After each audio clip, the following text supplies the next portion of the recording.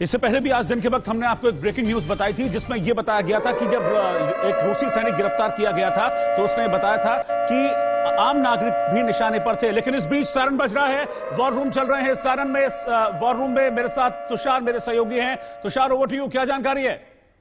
बिल्कुल रोहित, 8वां दिन हो गया है और हर किसी का जो रिएक्शन है वो आश्चर्य को लेकर ये है कि यूक्रेन जिसकी ताकत सीमित है, जिसके पास मैन पावर सीमित है, जिसके पास कोई और देश की सेना आकर नहीं लड़ रही है, वो अगर 8 दिनों तक युद्ध खींच गया है या फिर रूस लगातार अगर अपनी पूरी ताकत दिखाकर इस युद्ध को जल्द ही निर्णायक युद्ध में तब्दील नहीं कर रहा तो क्या लड़ाई कहीं और की भी हो सकती है? क्या ये सिर्फ यूक्रेन को जीतने की लड़ाई ना होकर कोई और भी लड़ाई हो सकती है? समंदर क्या सीन समझने की भी बहुत जरूरत है, क्योंकि जब भी कोई जंग होती है और वहां पर अगर समंदर की मौजूदगी है तो समंदर की जंग अलग ही स्तर पर चल रही हो। और यहां का जो मैं मैप लेकर मौजूद हूं, ये मैप आपको बताएगा, मैं समझाऊंगा बाकायदा कि ये समंदर की जंग कैसे है। पहले हमें यह समझना होगा कि इस देश यानी कि यूक्रेन, रशिया और उसके आसपास के देशों की स्थिति, समंदर की ज्योग्राफी आखिर है क्या। देखें, अगर हम यहां पर देखें, ये रहा रूस, ठीक है, और अगर रूस के बराबर देखें ये रहा यूक्रेन, लेकिन इसके आसपास ये जो पूरा नीला हिस्सा है ये समंदर है, ये समंदर है, नीचे समंदर है, और ये जो समंदर का हिस्सा है बहुत महत्वपूर्ण है। साथ ही साथ एक चीज और समझने की है, यूक्रेन का जो हिस्सा है वहां पर इतनी भयंकर तबाही हो चुकी है कि अगर कोई दूसरा देश आकर वहां पर मदद करने की भी कोशिश करे तो यहां पर बेस नहीं है, और बेस नहीं होने का मतलब है कि अगर किसी दूसरे देश का एयरक्राफ्ट आ भी जाए तो आप उसे अपने देश में उतारेंगे कहां? आपके पास जगह नहीं है। तो अब जब जमीन आपके पास नहीं है तो आपके पास बचता है समंदर, और समंदर में अगर आपको युद्धपोत लाकर खड़ा कर दें और वहां से ऑपरेशन चलाएं तब यह संभव है। लेकिन समंदर की स्थिति समझिए, यह क्रीमिया का हिस्सा जिसे 2014 में रूस की फौज ने कैप्चर कर लिया था, इसके आसपास का यह काला सागर है, अरब सागर है, और इस अरब सागर पर पूरी तरह से कब्जा रूस का है। इधर आप देखेंगे तो जॉर्जिया है, लेकिन यहां पर भी उसने पूरी तरह से कब्जा किया हुआ है। कर्च की जल संधि है, इस पर भी रूस का ही कब्जा है। अब आगे बढ़ते हैं, अब आप इधर देखेंगे इस काले सागर के नीचे तुर्की है, इस टर्की के आप इधर देखेंगे तो ये इस्तांबुल है। इस्तांबुल के पास में ये जो हिस्सा आप देख रहे हैं ये बहुत महत्वपूर्ण है। ये जो हिस्सा है ये है बोस्पोरस की जल संधि, यानी कि ये जल संधि जो है इधर एजियन सागर, इधर मरमरा सागर, इधर काला सागर, लेकिन इसके बीच का ये जो हिस्सा है ये है बोस्पोरस जल संधि।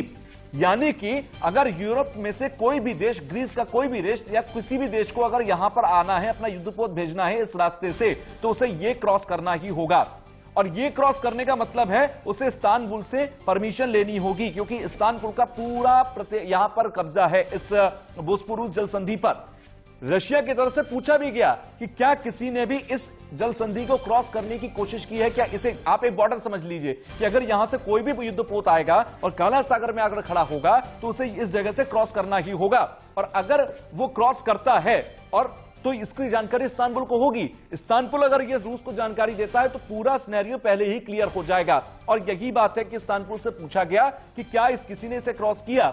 अभी तक किसी ने भी इसको क्रॉस करने की परमिशन इस्तांबुल से नहीं मांगी है। यानी कि बोस्पोरस जल संधि जो होगी बहुत महत्वपूर्ण होगी। बोस्पोरस जल संधि के आगे से ही क्रॉस करना होगा, और अगर इसे क्रॉस करते हैं तो वो जानकारी पहले ही रूस को मिलेगी, क्योंकि वो तुर्की से पूछ लेगा। तुर्की वैसे तो नाटो देश का सदस्य है, लेकिन नाटो का सदस्य होने के बावजूद भी उसके रूस से बहुत अच्छे संबंध हैं, उसके यूरोप से भी बहुत अच्छे संबंध हैं। तो तुर्की की अभी कंडीशन यह है कि वो एक न्यूट्रल कंडीशन में खड़ा है, वो किसी से भी दुश्मनी मोल नहीं ले रहा, ना तो वो यूरोप से ना वो रूस से। ऐसे में तुर्की किधर साइड में जाता, अगर यहां से क्रॉस करने की कोशिश की गई तो वो इसकी जानकारी देगा नहीं देगा, यूरोप के साथ खड़ा होगा या फिर रूस के साथ खड़ा होगा, या फिर यहां मौका ही नहीं देगा किसी को क्रॉस करने का। यह भी एक बहुत बड़ा पॉइंट होगा। तो यह सबसे दिलचस्प पहलू मुझे लगता है इस वक्त का रहेगा।